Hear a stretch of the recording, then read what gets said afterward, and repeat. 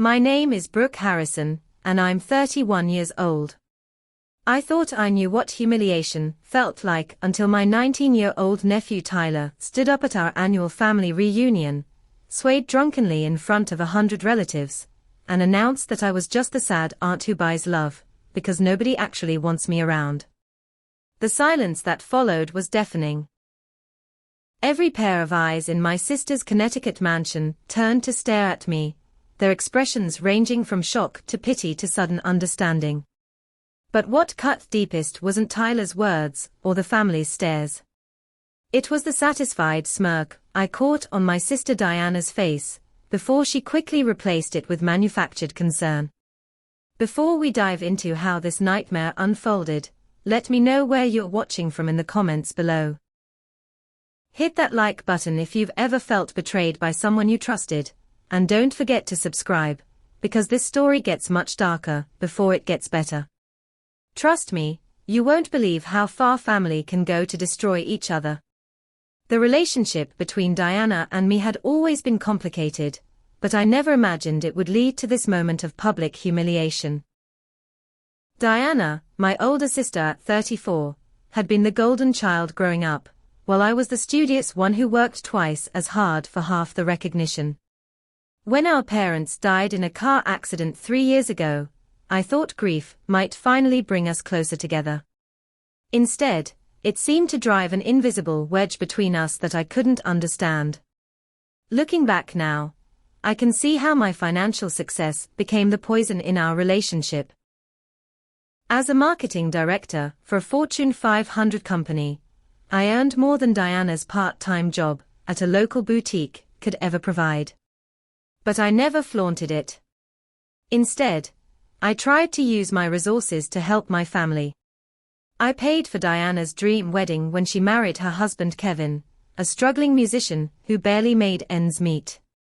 The ceremony cost $45,000, every penny coming from my savings, because I wanted my sister to have the perfect day she'd always imagined. When Tyler was born, I became the doting aunt who never missed a birthday or Christmas. I covered his private school tuition when Diana and Kevin couldn't afford it, telling them it was my pleasure to invest in my nephew's education. I organized and funded family vacations to Disney World, beach houses in the Outer Banks, and ski trips to Vermont. I thought I was building memories and strengthening our family bonds. But somewhere along the way, Diana's gratitude had curdled into resentment. The signs were subtle at first. She stopped calling as frequently, always seemed distracted during our conversations, and began making passive-aggressive comments about people who throw money around to feel important. When I asked if something was wrong, she'd smile that tight smile and insist everything was fine. The change in Tyler was more recent, but more dramatic. The boy who used to run to me with arms wide open at family gatherings had become distant and almost hostile. Conversations that used to flow easily now felt forced and uncomfortable.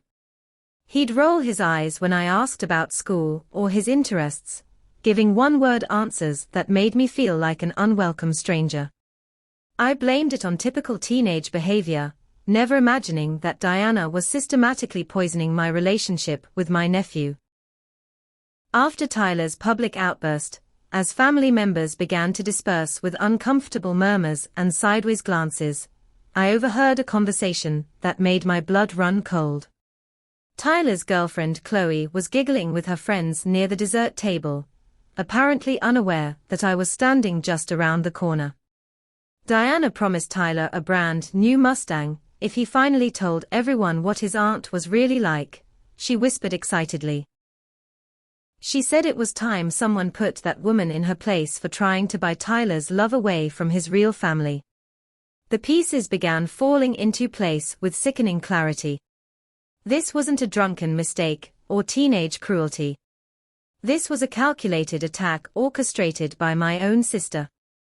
Diana had spent months, maybe longer, convincing Tyler that my generosity was actually manipulation, that my love was somehow false, because it came with gifts and financial support. She had turned my nephew into a weapon against me, and I had walked into her trap completely unprepared. As the evening progressed, I watched Diana work the room like a seasoned politician, playing the role of the concerned mother whose son had simply spoken an uncomfortable truth. She hugged relatives who approached her with sympathetic expressions, dabbing at her eyes with a tissue as she explained how difficult it had been to watch Tyler struggle with feeling obligated to love someone who was buying his affection. She painted herself as the protective mother who had finally allowed her son to express his true feelings, no matter how painful they might be for everyone involved. The morning after the reunion brought a harsh new reality. My phone buzzed with messages, but instead of concern or support, I found a family group chat filled with conversations about my manipulative behavior that had apparently been going on for hours. Relatives who had smiled at me just the day before were now dissecting every gift I'd ever given, every gesture of kindness, through the lens of Tyler's accusation. My cousin Rachel, who had always been warm and welcoming, sent a private message that felt like a knife to the chest. "I've been thinking about what Tyler said, and I realize I need to protect my children from that kind of emotional manipulation. Please don't contact us anymore."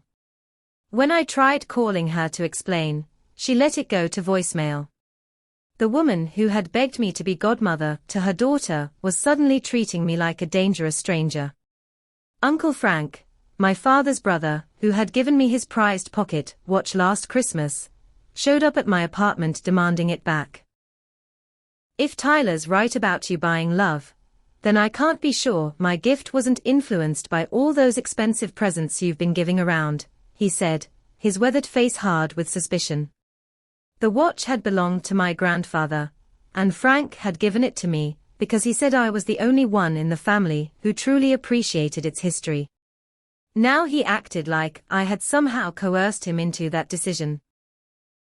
The most painful blow came from my Aunt Susan, my mother's sister, who had been like a second mother to me after my parents died. She called to inform me that she was hosting a family barbecue the following weekend and that I shouldn't attend. "We think it's best if you take some time to reflect on your relationships with the family," she said in a tone I'd never heard from her before. "Maybe this is an opportunity for you to consider whether your approach to showing love has been healthy for any of us." Diana had managed to reframe my entire history with the family overnight. Every generous gesture was now seen as manipulation. Every gift was evidence of my desperate attempt to purchase affection. Every moment of closeness I thought I had shared with relatives was suddenly suspect. It was as if Diana had cast a spell over everyone, and they could no longer see me as the loving family member I had always tried to be. Meanwhile, Diana was basking in the role of the long-suffering sister who had finally been vindicated. She called me on Tuesday afternoon, 3 days after the reunion, with mock concern dripping from her voice. "I hope you're not too upset about what Tyler said," she began, but I could hear the satisfaction underneath her words. "Kids that age just say whatever comes into their heads, you know. But maybe there's some truth we all need to face. Maybe your way of showing love has been a little intense." "Intense?" I repeated, struggling to keep my voice level. "Diana, I helped pay for your wedding. I've covered Tyler's school costs for years. I thought I was being supportive." "See, that's exactly what Tyler was talking about," Diana replied smoothly. "You always bring up money. Everything with you comes back to what you've paid for or what you've bought. That's not how real family love works, Brooke. Real love doesn't come with a price tag or strings attached." The conversation felt like walking through a hall of mirrors where nothing was quite what it seemed. Diana was twisting my words and rewriting our history with such skill that I began to doubt my own memories. Had I really been manipulative? Was my generosity actually a form of control? The questions churned in my mind long after I hung up the phone. But it was my cousin Jamie who provided the first crack in Diana's perfect narrative. Jamie, 25 and fresh out of law school, had always been the family skeptic. She called me Thursday evening with a different perspective. "Something about this whole situation doesn't sit right with me," she said without preamble. "I've been thinking about Tyler's outburst, and it felt rehearsed. Like he was reciting lines someone had fed him." "You think Diana put him up to it?" I asked, grateful to finally hear a voice of reason. "I think Diana's been working on this for a while," Jamie said carefully. "I overheard her talking to Tyler at Christmas about how you were trying to replace his real family. At the time, I thought she was just being dramatic, but now I'm wondering if she's been building up to this moment for months." Jamie's words gave me the first glimmer of hope I'd felt since the reunion. Maybe I wasn't losing my mind. Maybe there was more to this story than Tyler's drunken truth-telling. But even as relief washed over me, I realized that having one ally against an entire family's worth of suspicion wasn't nearly enough to clear my name or restore my relationships. Diana's poison had spread too far and too deep for simple explanations to cure. Diana's next move was so bold and calculated that it took my breath away. She called a week after the reunion and asked me to meet her for lunch at our usual spot, a quaint cafe downtown, where we had shared countless conversations over the years. I should have known it was a trap, but I was still clinging to the hope that my sister might want to work things out. She arrived looking perfectly composed, her blonde hair styled in soft waves, and her makeup flawless despite the emotional turmoil she claimed to be experiencing. After ordering our usual salads, she leaned forward with an expression of earnest concern that I now know was completely fabricated. "I've been doing a lot of soul-searching since the reunion," she began, her voice trembling slightly with what I thought was genuine emotion. Tyler's words really opened my eyes to some uncomfortable truths about our family dynamics. "I think there's a way we can move forward, but it's going to require some real sacrifice from both of us."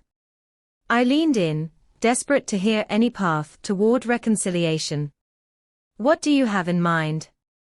Diana took a deep breath, as if what she was about to say was difficult for her. "I think you need to prove that your love for our family isn't tied to money or material things. The inheritance from Mom and Dad's estate, the part that's been sitting in your account earning interest. I think you should sign it over to Tyler's college fund." The request hit me like a physical blow. The inheritance wasn't just money. It was the last tangible connection I had to our parents. They had worked their entire lives to build that nest egg, specifically stating in their will that it should be divided equally between Diana and me. It represented their hopes for our futures, their final gift to their daughters. "Diana, that inheritance is what our parents wanted us to have. It's not about money, it's about honoring their wishes." "But that's exactly the problem," Diana replied, her voice taking on an edge of frustration. "You're still thinking about what you deserve, or what you're entitled to. If you really love Tyler unconditionally, if your gifts have been genuine and not manipulative, then proving it shouldn't be hard. Sign over the inheritance, and everyone will know your love is real." The manipulation was breathtaking in its audacity. Diana was demanding that I give up my inheritance to prove I wasn't motivated by money, which was like asking someone to prove they're not a thief by giving away everything they own. But the most disturbing part was the threat embedded in her request. "If you can't do this simple thing," Diana continued, her mask slipping slightly to reveal the cold calculation underneath, "then I'll have to protect Tyler from any further contact with you. A mother has to put her child first, even when it means cutting ties with toxic family members." That afternoon, I discovered that Diana's manipulation had already extended far beyond emotional warfare. My grandmother, 84-year-old Nana Rose, who had been the family matriarch since my grandfather's death, called me with news that made my hands shake. Someone had convinced her that I was only staying close to secure a larger portion of her will when she passed away. "I've changed my will, dear," Nana Rose said in her wavering voice. "I've decided to leave everything to Diana's family instead." She explained to me how you've been using money to control people, and I don't want to enable that kind of behavior. I hope you understand. The cruelty of turning our grandmother against me was staggering. Nana Rose had practically raised me after our parents died, and I had spent countless hours sitting with her, listening to her stories, helping her with errands and medical appointments. None of that had anything to do with her will or inheritance. I loved her because she was the last link to my childhood, the keeper of family memories and traditions. But Diana's most devastating blow was yet to come. I discovered it when I received a call from my bank's fraud department on Friday afternoon. A woman with a professional, but concerned voice explained that there had been some irregularities with loan documents bearing my signature. Ms. Harrison, we show that you've co-signed for a $25,000 educational loan for Tyler Morrison, but when we called to verify the terms, you seemed confused about the details. We need you to come in and verify these documents in person.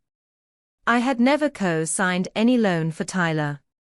I had never even been asked to co-sign a loan. But somehow, loan documents with my forged signature had been processed, making me legally responsible for $25,000 in debt that I hadn't authorized. Diana had somehow obtained copies of my signature, possibly from birthday cards, or other family documents I had signed over the years, and had used them to commit fraud.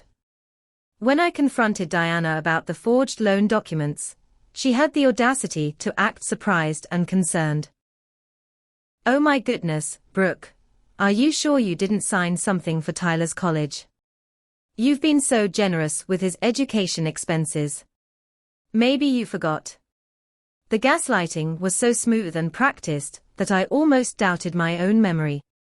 But I knew with absolute certainty that I had never signed those documents. Diana had crossed a line from emotional manipulation into actual financial fraud, and she was betting that I wouldn't have the courage to pursue legal action against my own sister. Tyler, when I tried to speak with him about the forged loans, was clearly trapped between his mother's promises and his growing understanding of what was really happening. I could see the conflict in his eyes when I asked him directly about the situation.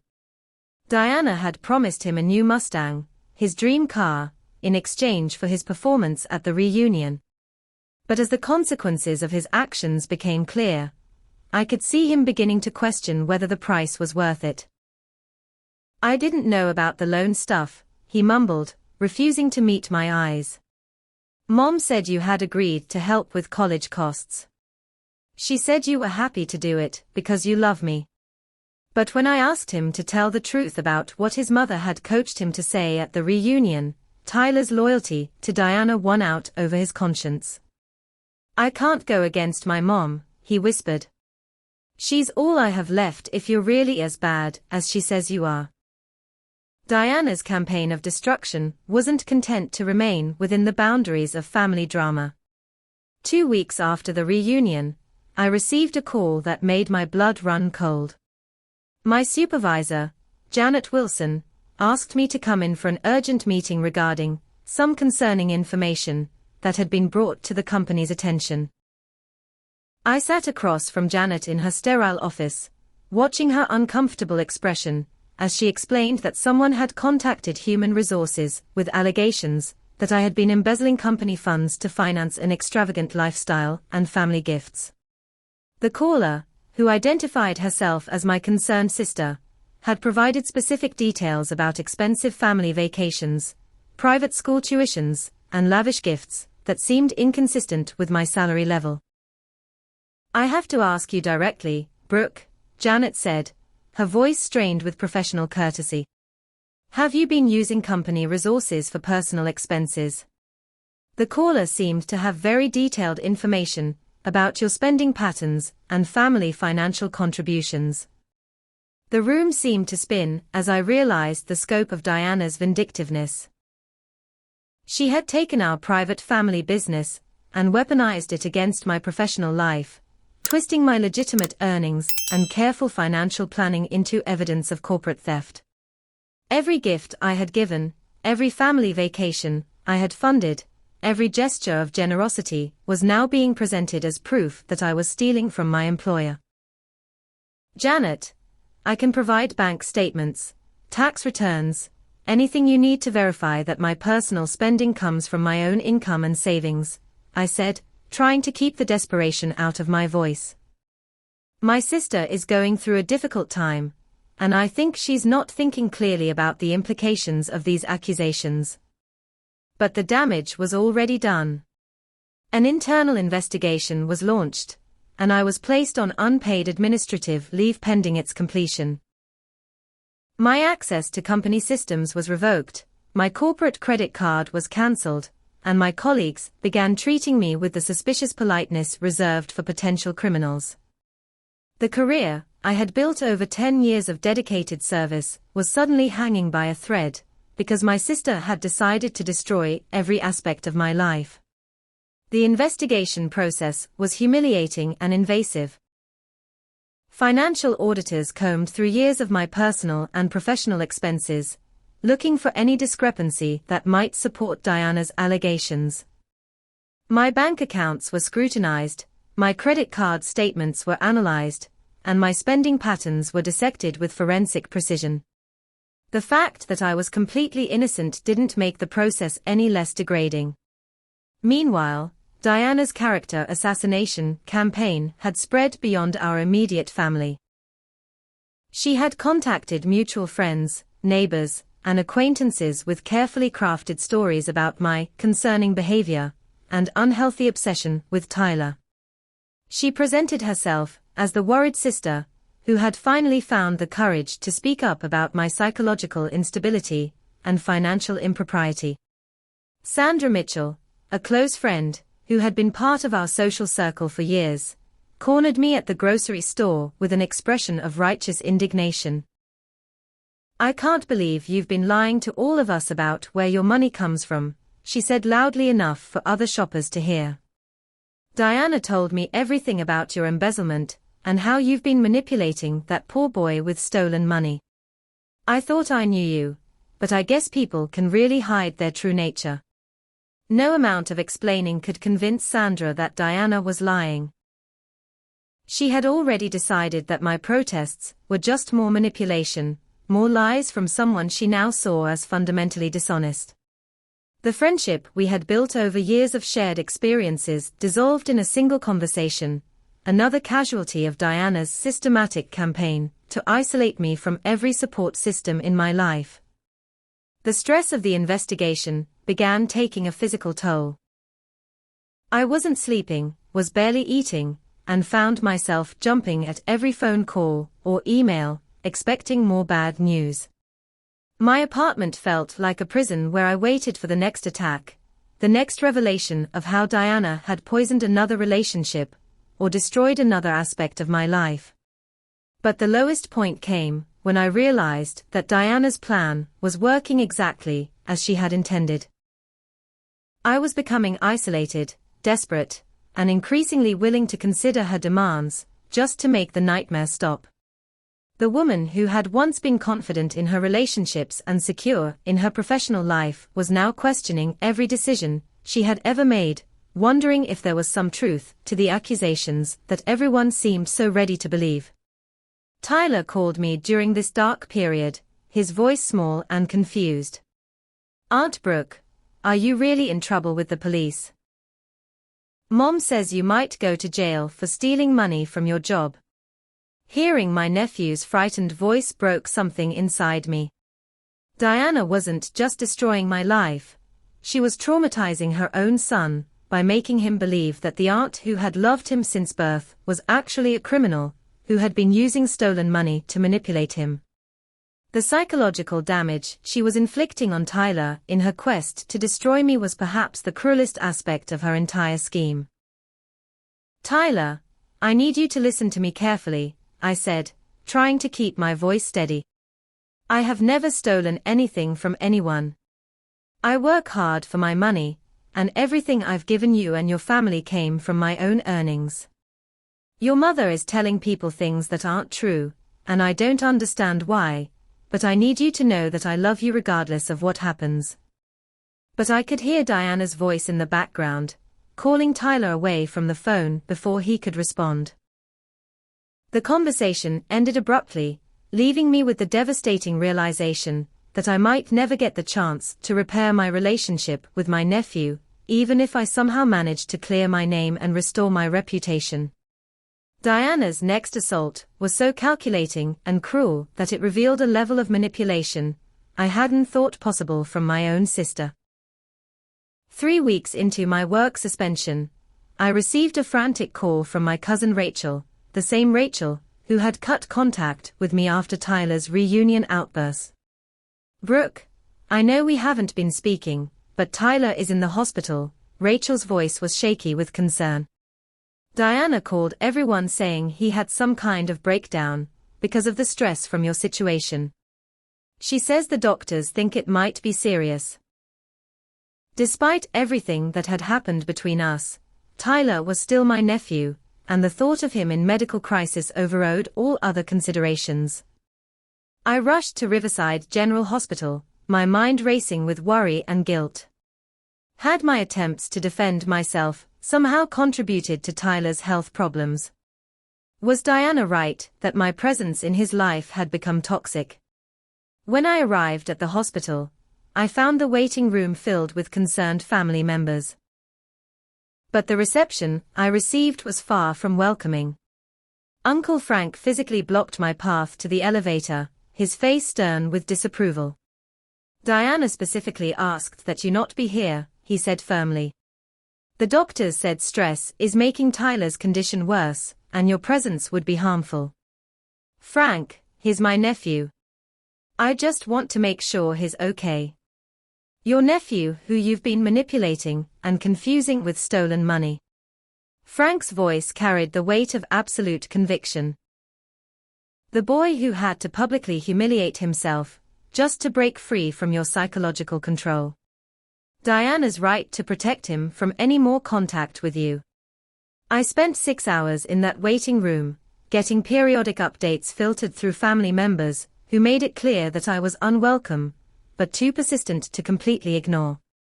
The reports were vague but frightening.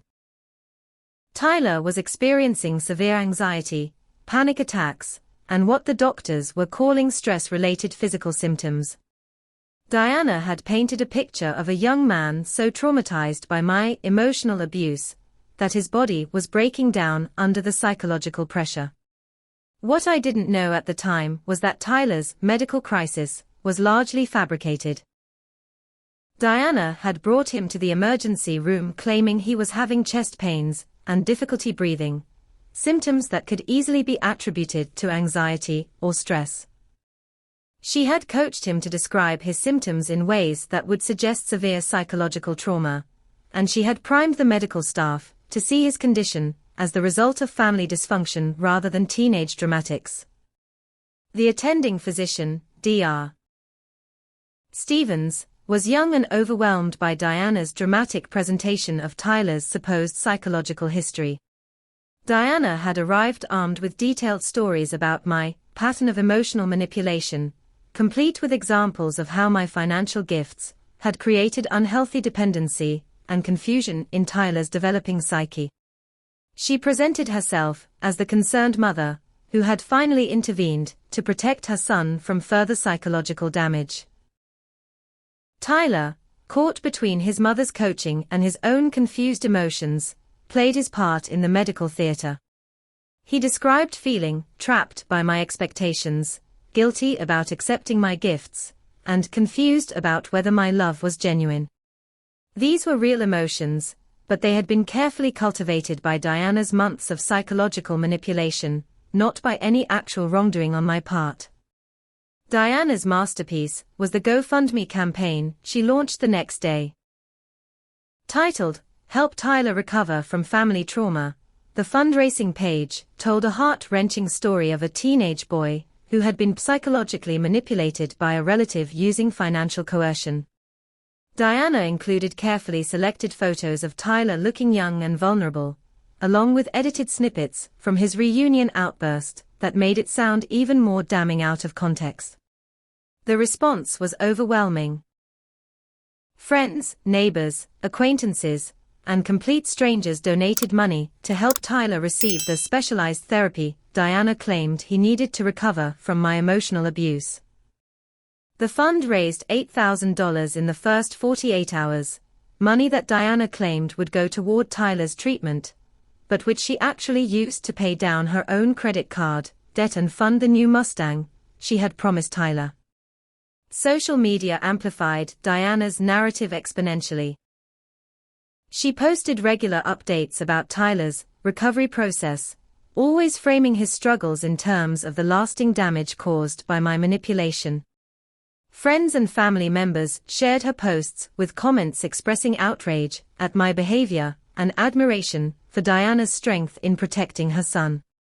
I became the villain in a public drama that thousands of people were following, most of whom had never met me, but were absolutely convinced of my guilt. The most devastating aspect of the health crisis manipulation was watching it affect Tyler himself. The line between performance and reality began to blur for him as he found himself receiving sympathy, attention, and financial support for playing the role of my victim. Diana had created a situation where Tyler's emotional well-being became dependent on maintaining the fiction that I had damaged him, making it nearly impossible for him to admit the truth without losing everything his mother had built around his victim status. Dr. Patricia Wells, a seasoned child psychologist who was eventually brought in to consult on Tyler's case, began to notice inconsistencies in the narrative. Tyler's descriptions of his relationship with me didn't align with typical patterns of emotional manipulation or financial abuse. His symptoms seemed more consistent with the stress of maintaining a deception than with genuine psychological trauma from my actions. But Diana had anticipated potential skepticism from medical professionals. She provided Dr. Wells with a carefully curated collection of evidence, including text messages I had supposedly sent Tyler about feeling guilty if he didn't appreciate my gifts, and voice recordings of conversations where I allegedly pressured him to choose between his mother and me. All of this evidence was fabricated or taken completely out of context, but it was persuasive enough to maintain the illusion of my guilt. The experience of being banned from my nephew's hospital room, while he was supposedly suffering from trauma I had caused, was one of the most painful experiences of my entire life. I sat in that waiting room feeling helpless, guilty, and completely isolated from the family I had thought I belonged to. Diana had succeeded in making me question not just my actions, but my fundamental understanding of love, generosity, and family relationships.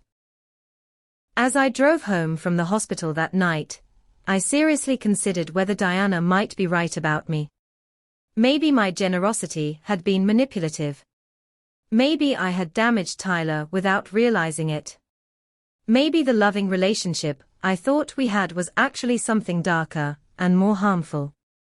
For the first time since this nightmare began, I found myself wondering if I should just disappear from their lives entirely, accepting that I was the toxic presence everyone seemed to believe I was. The turning point came from an unexpected source. Jamie, my law school graduate cousin, who had been the only family member to express skepticism about the entire situation, called me on a Tuesday evening with news that made my hands tremble. She had been conducting her own investigation into Diana's claims, and what she had discovered painted a very different picture of my sister's motivations and methods. I started looking into Diana's financial situation after something didn't add up, Jamie explained, her voice tight with controlled anger. If she was so concerned about Tyler being manipulated by money, why was she suddenly able to afford a brand new car for him? So I did some digging into public records and bank transactions. What Jamie had uncovered was a pattern of financial manipulation that extended far beyond our family drama. Diana had been systematically stealing from elderly relatives for at least 2 years, using her access as a frequent visitor to help with shopping and errands to gradually drain their bank accounts. Aunt Margaret's missing Social Security checks, Uncle Henry's unexplained credit card charges, and Nana Rose's confusion about her savings account balance were all connected to Diana's carefully orchestrated theft. She's been forging signatures, filing fake insurance claims, and even taking out loans in other people's names, Jamie continued. The woman who's been accusing you of financial manipulation has been running her own embezzlement scheme targeting our most vulnerable family members. The evidence Jamie had compiled was overwhelming. Bank records showed consistent patterns of unauthorized transactions from elderly relatives' accounts. Insurance documents revealed claims for medical equipment that was never purchased or received. Credit reports showed loans taken out in various family members' names, all linked back to Diana through her access to personal information and forged signatures. But perhaps the most damning evidence was the discovery of Diana's affair with Richard Hawthorne, the married neighbor, whose wife Linda had become one of Diana's most vocal supporters in the campaign against me. Richard had been providing Diana with financial assistance in exchange for sexual favors, and Diana had been using their relationship to manipulate Linda into supporting her version of events. Jamie had also made contact with Dr. Patricia Wells, the child psychologist assigned to Tyler's case. Dr. Wells had grown increasingly concerned about inconsistencies in Tyler's reported symptoms and Diana's explanations for his condition.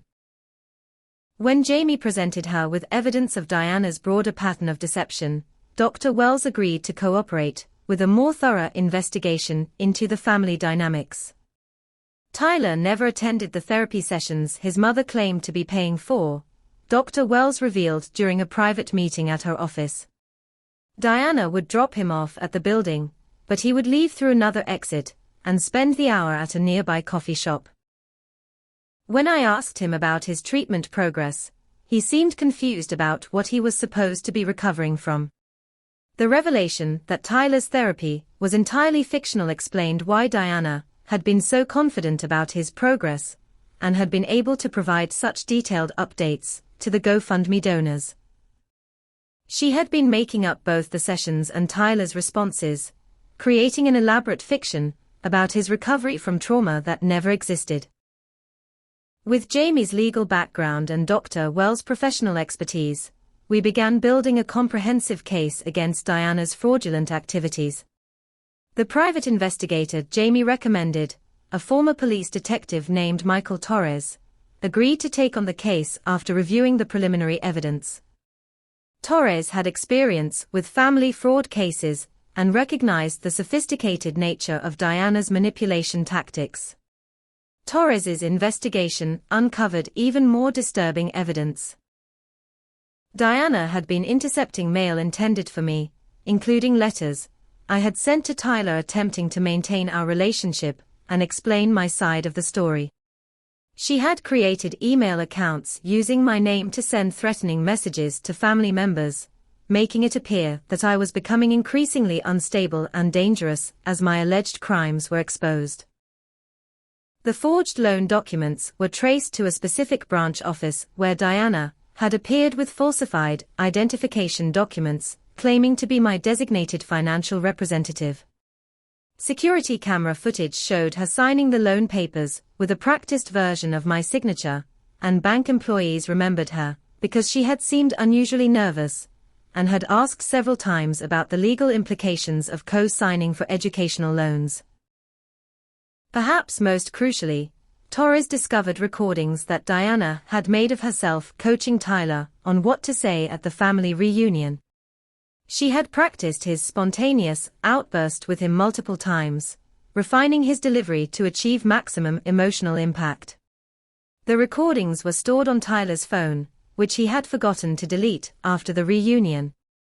When Torres played back Diana's voice saying, "Remember, Tyler, you need to really sell the pain she caused you. Make them believe that everything she gave you felt like a burden instead of a gift," I felt a complex mixture of vindication and heartbreak. Vindication, because it proved I hadn't been imagining the manipulation, and heartbreak, because it revealed the extent to which Diana had corrupted Tyler's understanding of our relationship. Tyler himself was beginning to crack under the pressure of maintaining Diana's elaborate deception. The stress of keeping track of multiple lies, combined with his growing awareness of the financial fraud being committed in various family members' names, was taking a psychological toll that no amount of acting could disguise. Dr. Wells reported that Tyler had begun expressing genuine confusion about what was real and what had been fabricated. During one of his genuine therapy sessions, Tyler broke down completely and admitted that he didn't actually believe the things he had said about me at the reunion. "I love Aunt Brooke," he sobbed to Dr. Wells. "She never made me feel bad about anything. She just wanted me to be happy and successful. But Mom said if I didn't do this, we'd lose our house and I'd have to drop out of school." The recording of Tyler's confession provided the final piece of evidence needed to expose Diana's scheme. But it also revealed the additional psychological abuse Tyler had endured. Diana had threatened him with homelessness and educational failure if he didn't participate in her plan to destroy me, making him complicit in his own family's destruction, while believing he was protecting their survival. With a comprehensive case file documenting Diana's fraud, forgery, theft, and psychological manipulation, Jamie and Torres approached local law enforcement. Detective Sarah Chen, who specialized in financial crimes, reviewed the evidence and immediately opened a formal investigation. The scope of Diana's criminal activities was extensive enough to warrant felony charges, and the evidence was strong enough to virtually guarantee conviction. Detective Chen's investigation moved quickly once she understood the full scope of Diana's criminal enterprise. Within a week, she had obtained search warrants for Diana's home, vehicle, and electronic devices. What they found exceeded even our expectations for evidence of systematic fraud and manipulation. Diana's home office was a treasure trove of forged documents, stolen mail, and detailed plans for her campaign against me. She had kept meticulous records of her lies, apparently to help her keep track of which version of events she had told to which family members. Detective Chen found notebooks filled with Diana's handwriting, outlining strategies for isolating me from family support and gradually escalating the accusations against me. One particularly chilling notebook entry read, Phase 1, plant seeds of doubt about BS motives with Tyler and extended family. Phase 2. Create public confrontation at reunion to establish narrative. Phase 3. Expand accusations to include financial crimes and psychological abuse. Phase 4. Force B to sign over inheritance and admit guilt publicly. Diana had planned my destruction with the methodical precision of a military campaign. The computer forensics team discovered that Diana had created multiple fake email accounts and social media profiles to spread rumors about me throughout our community. She had posed as concerned neighbors, former co-workers, and anonymous witnesses to create the illusion that multiple independent sources were reporting similar concerns about my behavior. The digital trail showed months of careful character assassination designed to make her eventual public accusations seem credible. But Diana's most sophisticated deception involved her affair with Richard Hawthorne and the manipulation of his wife Linda. Text messages recovered from Diana's phone revealed a complex scheme where Diana had convinced Richard to provide financial support, while simultaneously manipulating Linda into believing that I was a threat to their marriage and family security. Diana had told Linda that I had made inappropriate advances toward Richard during family gatherings, and had even staged fake evidence to support this claim. She had sent Linda anonymous letters supposedly from concerned neighbors, warning that I was obsessed with Richard and might become dangerous if rejected. Linda's fierce opposition to me during the family crisis suddenly made sense. She genuinely believed I was a threat to her marriage, not knowing that the real threat was the woman feeding her information.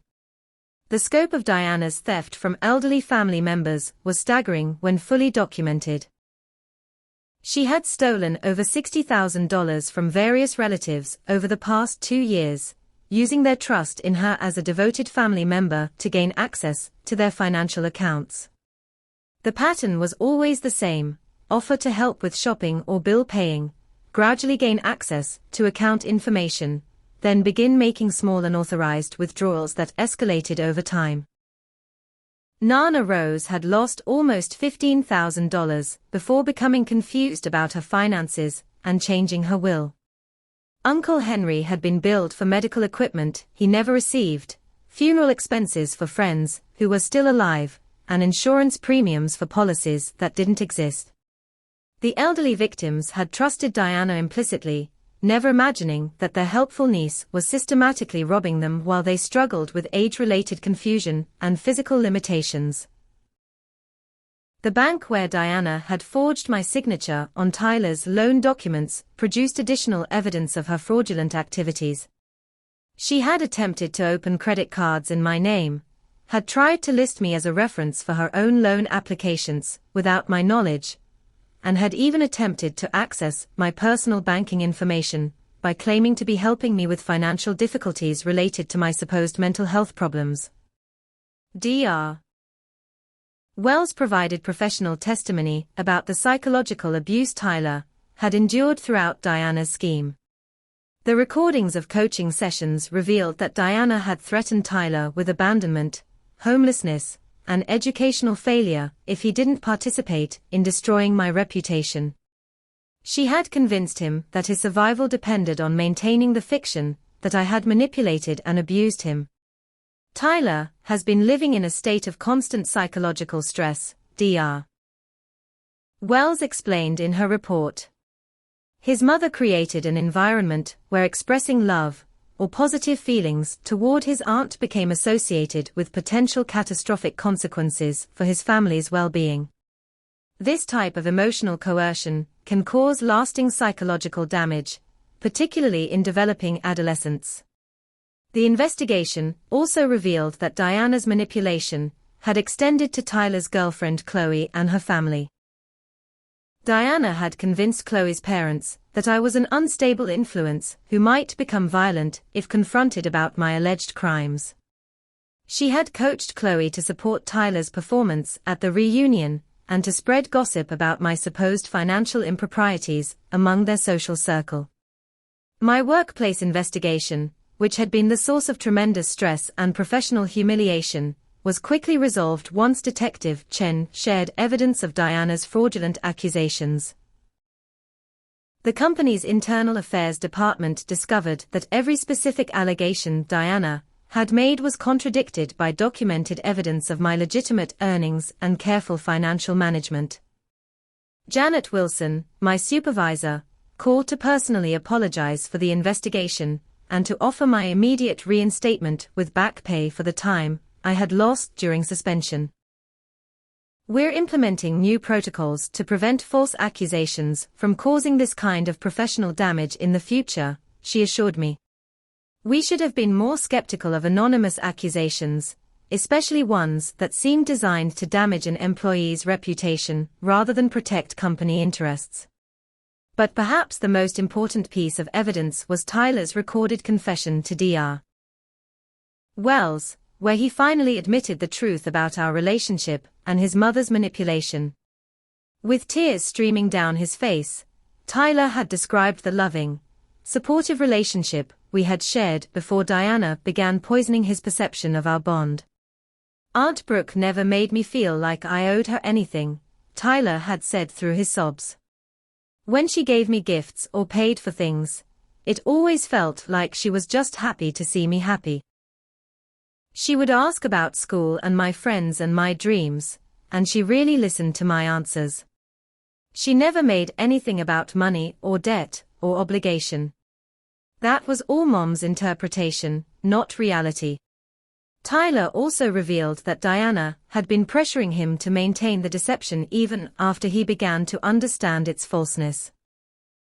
She had threatened to reveal his participation in the fraud to colleges he was applying to, claiming that his confession would destroy his chances for educational success and burden him with guilt for the rest of his life. The evidence against Diana was so overwhelming that her attorney advised her to consider a plea agreement rather than risk trial. But Diana's narcissism and commitment to her false narrative made her unwilling to admit wrongdoing. She insisted that she was the real victim, a devoted mother, who had been forced to protect her son from my psychological manipulation and financial coercion. As the criminal charges were being prepared, Diana made one final attempt to control the narrative by granting an interview to a local news station. Her performance was polished and convincing, portraying herself as a brave whistleblower who had sacrificed her family's privacy to protect other potential victims of my manipulation. But by this point, Detective Chen had already shared key evidence with the media, and Diana's lies were immediately challenged by documented proof of her criminal activities. The confrontation I had been dreading and anticipating finally came on a crisp October morning when Detective Chen called to inform me that she was ready to make arrests. Diana would be taken into custody at her home, but Chen wanted to give me the opportunity to address the family before news of the criminal charges became public. I called an emergency family meeting at Nana Rose's house, the neutral ground where our family had gathered for decades to celebrate holidays and discuss important decisions. As relatives arrived, I could see the mixture of curiosity, skepticism, and lingering hostility in their faces. Many of them still believed Diana's version of events, and were prepared to support her against whatever new manipulation they expected from me. Diana arrived with Tyler in tow, her confident demeanor intact despite the investigation she knew was closing in around her. She had clearly briefed Tyler on what to expect, and he looked nervous, but determined to support his mother's story. Diana took a seat across from me with the satisfied expression of someone who believed she had already won this battle. "I know you've all been confused about the situation between Diana and me," I began, my voice steady despite the magnitude of what I was about to reveal. "I've asked you here because I have evidence that will explain everything that's happened, and I want you to see it before you make any final judgments about my character or my relationship with this family."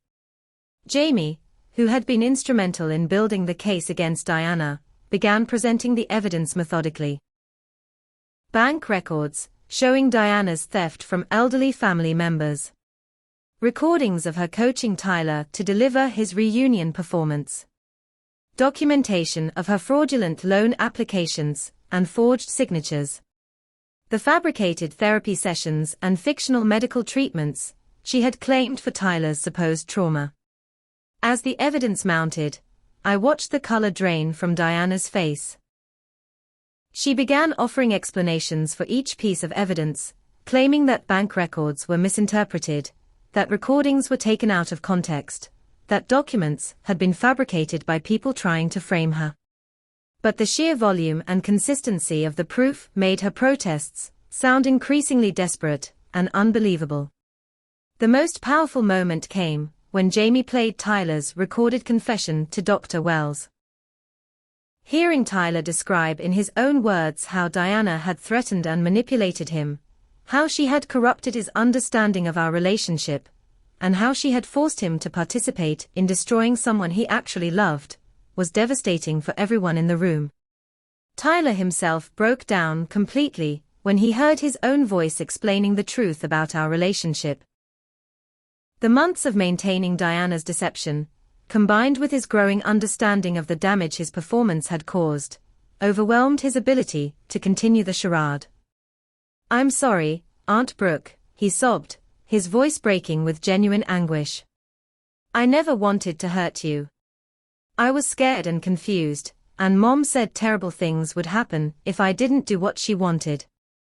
Diana's response to her son's breakdown revealed the true depth of her narcissism and manipulation.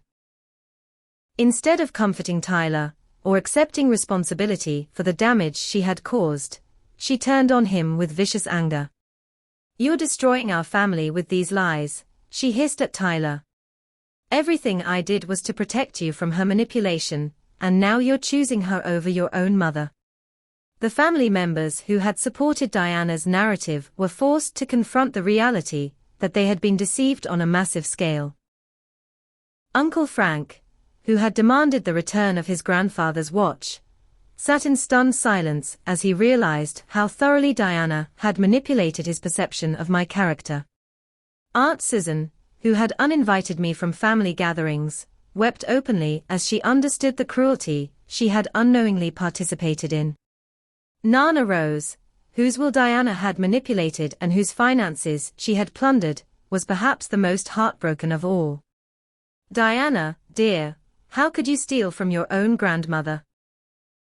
she asked in a voice that trembled with age and betrayal.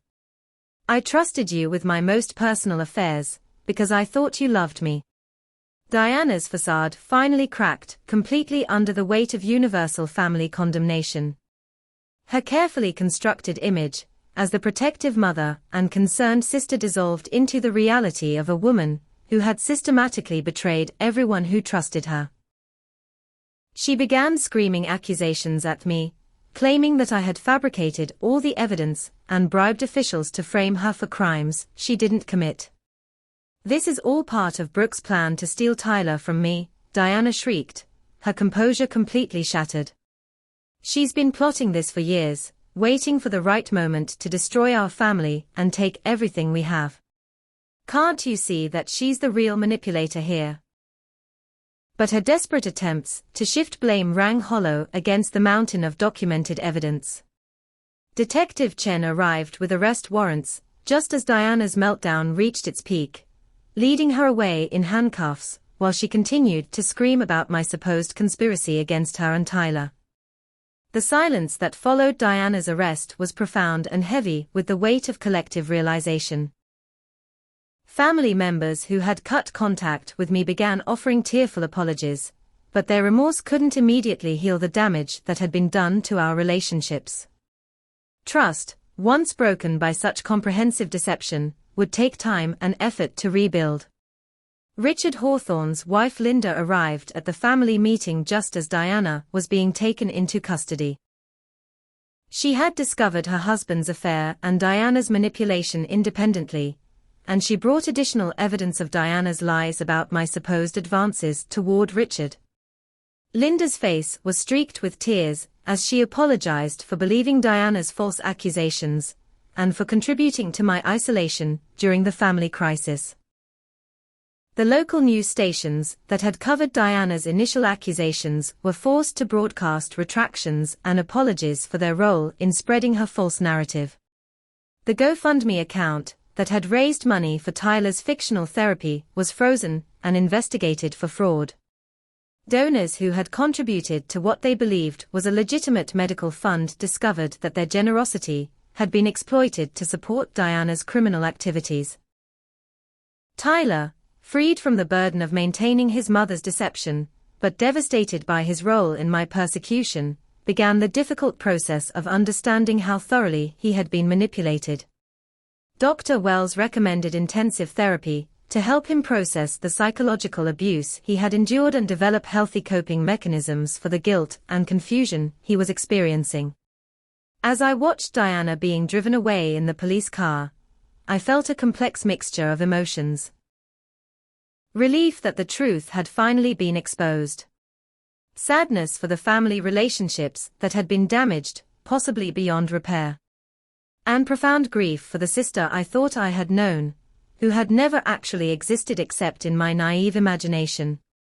6 months after Diana's arrest and conviction, I sit in my apartment reflecting on the long journey toward healing that our family has undertaken. Diana ultimately pleaded guilty to multiple counts of fraud, forgery, and theft, receiving a sentence of 18 months in prison followed by 5 years of probation. She lost custody of Tyler, who chose to live with me while he completed his senior year of high school. The transition hasn't been easy for either of us. Tyler carries tremendous guilt about his role in Diana's scheme, despite understanding intellectually that he was a victim of psychological manipulation rather than a willing participant. We attend family therapy together twice a week, working through the complex emotions surrounding betrayal, forgiveness, and rebuilding trust. Dr. Wells has been instrumental in helping both of us understand the dynamics of emotional abuse and develop healthier patterns of communication. Tyler's recovery has been remarkable to witness. Away from Diana's constant manipulation and threats, his natural personality has begun to re-emerge. The loving, curious, optimistic young man I remembered from his childhood is gradually replacing the anxious, defensive teenager Diana had shaped through months of psychological coercion. His excelling in school, has been accepted to several excellent colleges, and is slowly learning to trust his own perceptions and emotions again. Our relationship is different now than it was before Diana's campaign of destruction. It's more honest, more intentional, and perhaps more resilient, because it has survived such a severe test. Tyler understands that my generosity comes from genuine love rather than manipulation, and I understand that meaningful relationships require emotional vulnerability rather than financial gestures. We talk more openly about our feelings, our fears, and our hopes for the future. My career has not only recovered, but flourished beyond my previous achievements. Janet Wilson nominated me for a company-wide award recognizing employees who demonstrate integrity under pressure, and I was promoted to Senior Marketing Director, with responsibility for a larger team and more challenging projects. The experience of being falsely accused has made me more empathetic toward others facing professional challenges, and I've become an informal mentor for younger employees navigating difficult workplace situations. The family relationships damaged by Diana's manipulation are healing at different rates and to different degrees. Uncle Frank returned my grandfather's watch with a handwritten apology letter that I treasure more than the heirloom itself. Nana Rose, whose finances we've worked to restore and protect, has become one of my closest allies and strongest supporters. She often tells family members that the experience taught her the difference between performative care and genuine love. Some relationships may never fully recover. Certain family members remain embarrassed about their eagerness to believe Diana's accusations, and their willingness to cut contact with me based on unverified claims. Their discomfort with their own behavior creates an awkwardness that may persist for years. But I've learned that forgiveness doesn't require forgetting, and moving forward doesn't mean pretending that betrayal never happened. The most complex relationship to navigate is with Diana herself. She writes letters from prison expressing remorse and requesting forgiveness, but her version of remorse focuses on the consequences she's facing rather than the damage she caused to others. She still portrays herself as a victim of circumstances, rather than acknowledging the deliberate cruelty of her actions. Tyler and I have agreed that any future relationship with Diana must be contingent on genuine accountability and professional therapeutic intervention. I've established new boundaries around financial generosity that protect both my resources and my relationships. I still enjoy helping family members when appropriate, but I now require clear agreements about expectations and repayment terms. More importantly, I've learned to express love through time, attention, and emotional support rather than relying primarily on material gifts. These changes have led to deeper, more authentic connections with the people who matter most to me. The experience has taught me profound lessons about the nature of manipulation and the importance of trusting my own perceptions. Diana's scheme succeeded partially because I was too willing to doubt myself when confronted with false accusations.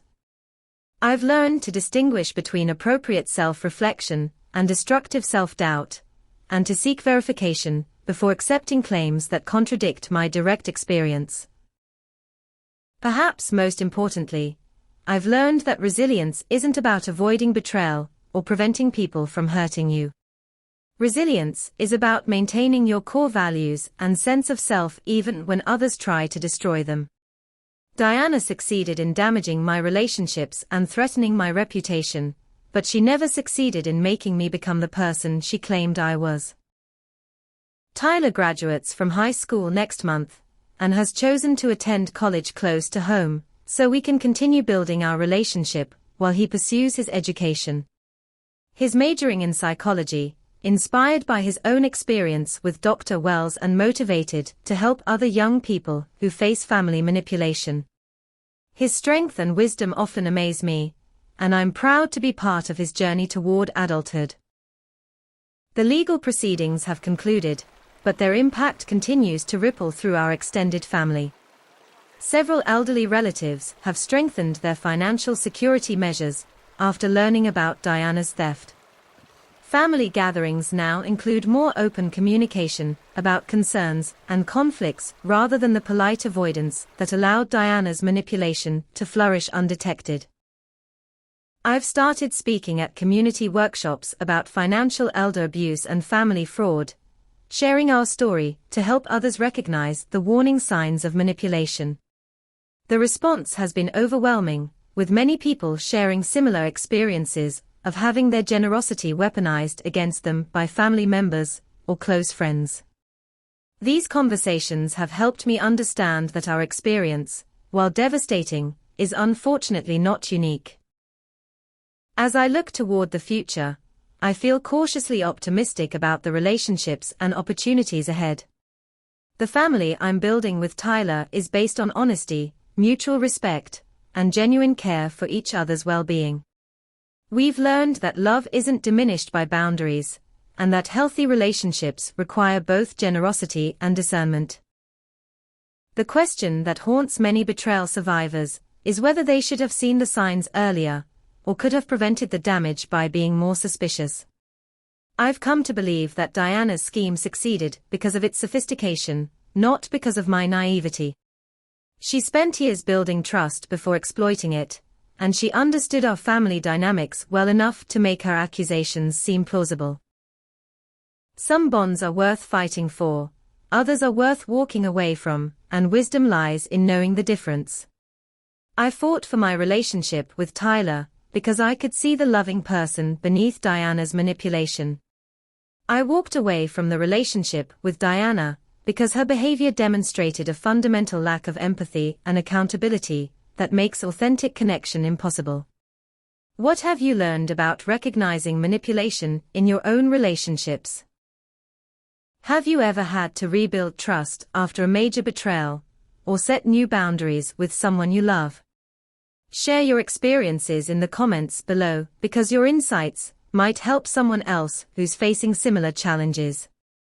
If this story resonated with you, please give it a thumbs up and subscribe for more real-life stories about overcoming family drama and finding strength in difficult situations. Remember to hit that notification bell so you never miss our latest videos. Thank you for listening to my story and for being part of this community where we support each other through life's most challenging moments. I hope my experience reminds you that even the deepest betrayals can't destroy your capacity for love, growth, and genuine connection with others. Stay strong, trust your instincts, and never let anyone convince you that kindness is a weakness worth abandoning.